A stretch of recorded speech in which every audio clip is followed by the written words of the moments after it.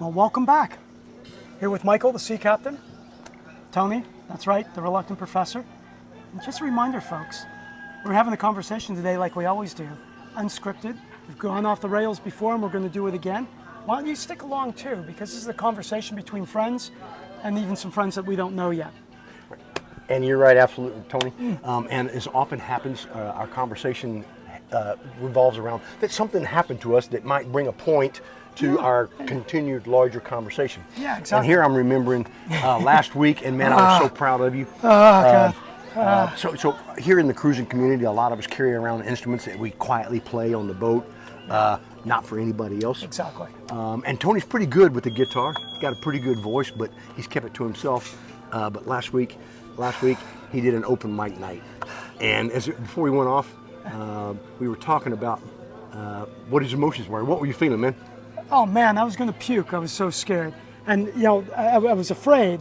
But I'm the reluctant professor. If I'm going to talk about being afraid, there's lots of reasons why I immediately thought I could be. Was it disappointment, myself, others? Was it fear of embarrassment, fear of failure? My God, I could even hear my father's voice. He's passed away more than a decade ago, saying like, why the hell are you doing that? Maybe you should practice some more. So all kinds of things just came in there. None of them especially real.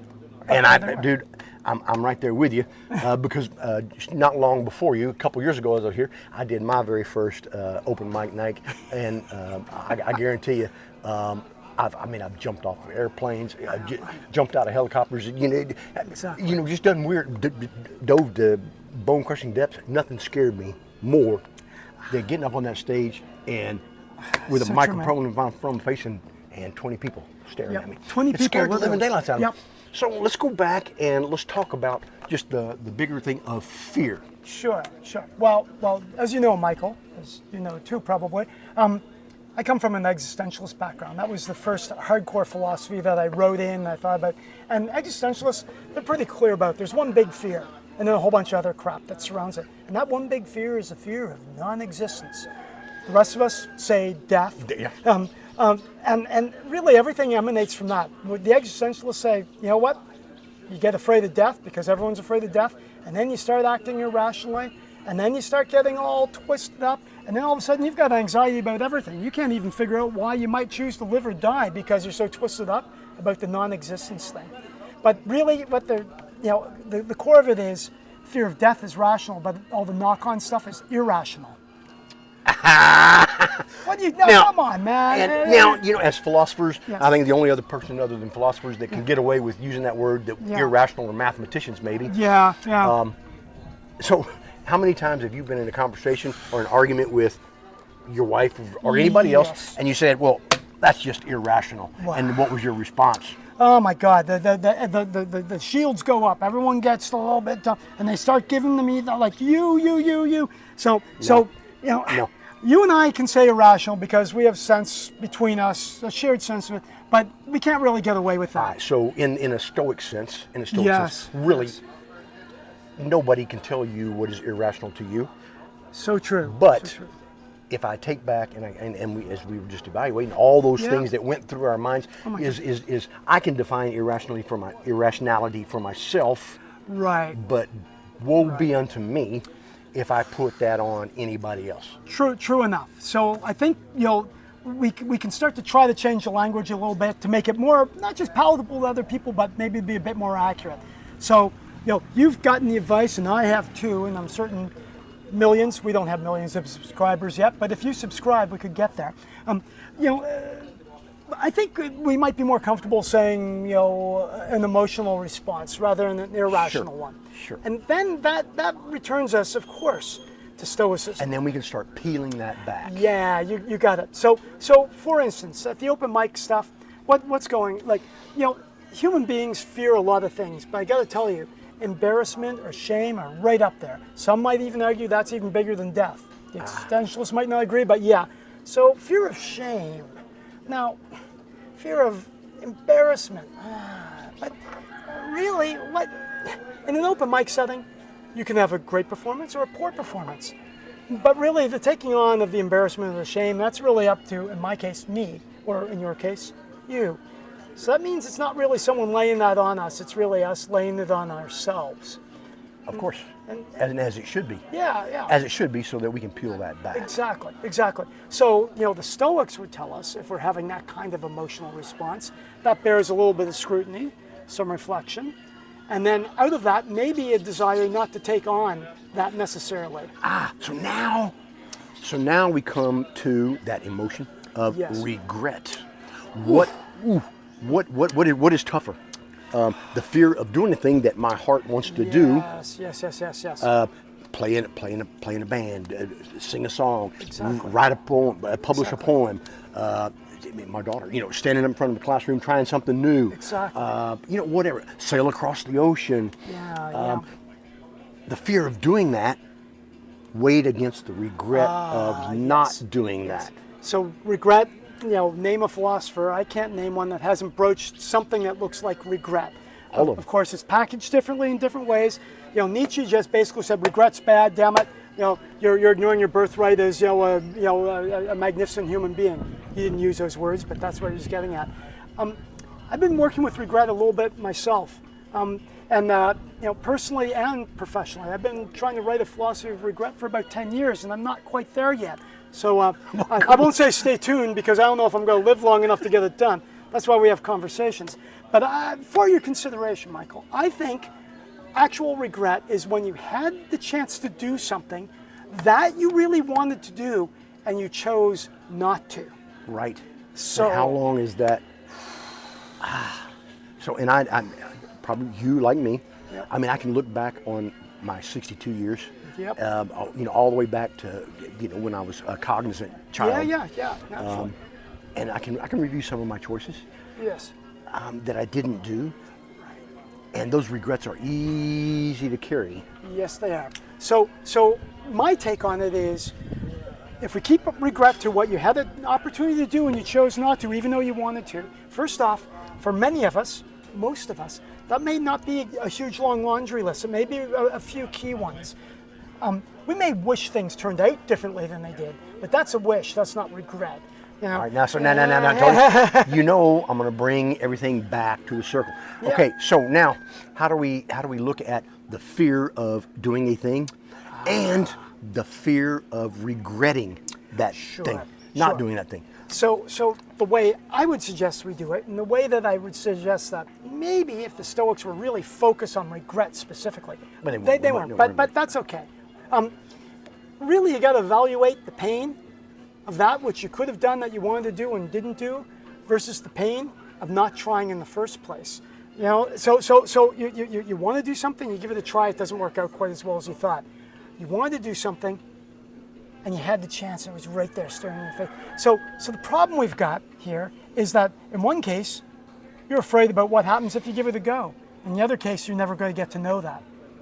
You're never going to get to know it because you just chose not to do it in the first place. Right, okay, so now we can add another little flavor of a Stoic mentality with this, the notion of valor. Yes. I am worthy. Yes. So valor is bravery on steroids, but in a nice, quiet kind of way. Okay. So courage, bravery, valor. We tend in the modern world to chunk them all in the same, but valor's got a little bit more to it. Valor's got sort of a sense of self in there, in addition with courage in terms of doing something. So I would say courage to undertake something with the notion that you might fail, but it's still better than never having tried in the first place. That's where I would go with valor. And that, I think, is one of the cornerstones for a life well lived. Yeah, I couldn't agree more. So you've raised a family. I'm in the process of trying to raise one. God help me if I survive that. You will. Yeah, well, we're going to find out one way or another. But one of the things You're not the first. No. I have a long line of those who have been here before me. So one of the things I try to instill is, look, you may be afraid of something, but what would happen if you did it anyway? What would happen if you were afraid and you did it anyway? And the answer is, well, we don't know. So why don't we give it a go and see, because we can push through the fear. Now, some fears, emotional, require a whole lot pushing through, okay? The ones where we can slice and dice them up rationally, that's great. But the ones I formerly called irrational, and now I'm trying to say emotional, they're a bit different. So you remember the tarantula? at the ecotourism place. Oh, yeah? Yeah. So I remember too, because I'm not really big on arachnids. I recognize it's an irrational fear, but I'm not going to go all psychoanalytic where that comes from. But I have an irrational and emotional fear of spiders. So here we are sitting. I'm having a glass of wine. You're having a beer, I think it was. We're getting ready to have a great meal at this place. It's kind of rustic. Our friend, he's done a really great regenerative farming thing here. So it's a beautiful setting. It's the product of someone like working hard towards a dream that's a lot bigger than just themselves. And we're sitting there, and a friend next to me turns to me and says, "Hey Tony, was that a land crab or was that a scorpion?" And I said, "I don't know." And I lift up the bag, crouched next to the wine bottle that I've got down on the ground because of the rickety table. I can see that it was a tarantula. Yeah, it's a tarantula. No, it's not the big one. It's a juvenile one at this point. Little baby tarantula, about 2 inches, 2¼ inches long. That doesn't stop my heart from a-going. So I'm trying not to shit myself, pardon the language, in front of my spouse. It's going to happen here. Yeah. Well, no parental advisory needed. This is ordinary cursing. So I'm just like choking it back there. I keep my feet on the ground initially because I don't want to look like I'm, irrationally afraid, emotionally afraid, but I am. Now, not to brag on myself, but in my sense of valor, I was trying to catch the thing. Yes, you were. Because I didn't want to kill it. Exactly. Now the owner of the place quickly came up and squashed it, Yes. because his fear was that somebody in there would be allergic to a bite. Exactly. And so he mitigated that. He mitigated that, so it acted within his, I don't know, kind of a rational fear. Yeah. No, I agree. So the outcome was not completely desirable from my viewpoint. While I don't particularly like the spider, But you got out of that. I didn't want to see it killed, and simultaneously I was happy when it was out of my sight. I heard the smack, then I felt a little bit of guilt. Guilt's going to be a topic for another day, although closely related to regret, and I think maybe even emotionality. But that's a topic for another day. We could go on for hours, and we could get off the rails here. But I think really the point being from our little discussion here, I like to sum things up from my side, Right, maybe for others, is that, look, there's different types of fears, and regret is a close cousin to giving into particularly emotional fear, not only, but particularly. And if we're not careful, what may happen is we don't undertake things that we really want to do. And we don't undertake them because, well, we're a bit afraid. But if we're willing to peel the onion skin back a little bit, maybe what we're afraid of is something that doesn't have a whole lot of grounding in what we actually think is going to happen. And it's worth the minor risk to undertake something that maybe is a little bit emotionally terrifying to us. My amazing wife and very wise Mary Beth often says to me, "Well, that didn't kill us." Yes, Right. And that is the ultimate test. That didn't kill us. That's the Stoic test. If you didn't willingly court non-existence and failed, you came out of that with the ability to learn from it and to have kept on going. And of course, the logos, as the Stoics would tell us, is the natural order of things. Yes. Yes. And with an idea, based on those ideals that, you often heard me say that once you put a plan in motion, you put an idea. Hey, I got an idea. I signed up for the open mic night. Yes. Don't you know that logos, the balance of it, the universe is going to start conspiring for your success. Exactly. We know this. We all know this because of our own experience. But of course, from a psychological viewpoint, if you've got an idea in mind and you take the first step, then you ruminate in a healthy way on that. The mind, even subconsciously, works on that. You begin to see the possibility, and if you can imagine it, then there is a chance you can get it done. So yeah. So back to this, and to any project that I'm pretty sure anybody does. In this particular project, once you broke through that fear and you actually got there to do it, what happened after that? Oh. You had 20 people cheering for you. It was amazing. So, community is helpful here. That's another one of these sort of side order lessons that we'll get to in depth some other day. But when you pick a community, pick a good community. Pick a community that you want to be part of. Pick a community that's supportive of you and you in turn support. When you take a chance, they rally behind you. And that's an important lesson. It's hard to do these things on your own. You can, in many cases, but it's a lot harder to go it alone. Surround yourself with some good friends. We're not built to be loners. No. even in our conversations, and it's very near, we talk about rugged individualism, Exactly. but it's not being about an individual. It's being, we're going to get into that much later. Exactly. But fear. Fear. We are conquerors. Yeah. I don't know how to wrap this up. How do you we need to wrap this up. I know how we wrap it up. Look, we need your help. We need your help. Get over your fear of subscribing. You don't have any fear of subscribing. I know that. Get over our fear that no one will subscribe. Subscribe. Give us some feedback, good and bad.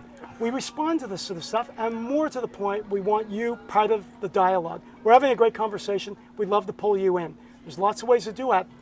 Some of the first is to get some comments so that we can work with those. So, thanks a lot. Until next time. Hoo-yah.